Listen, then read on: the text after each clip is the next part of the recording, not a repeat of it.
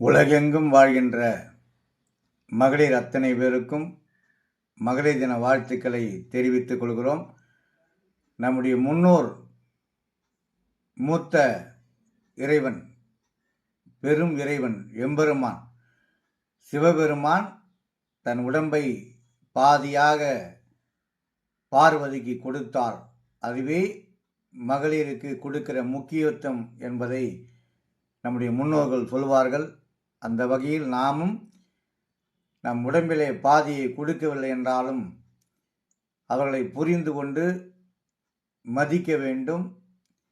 இந்த சமுதாயம் வளர்வதற்கு பெண்களுடைய பங்கு எவ்வளவு என்பதை நாம் புரிந்து கொள்ள வேண்டும். தாயாக, தாரமாக, தங்கையாக, அத்தையாக, காப்பு போடுகிற அத்தையாக வருகிறாள். மகளிர் தின வாழ்த்துக்களை தெரிவித்துக் கொள்கிறோம். நன்றி, வணக்கம்.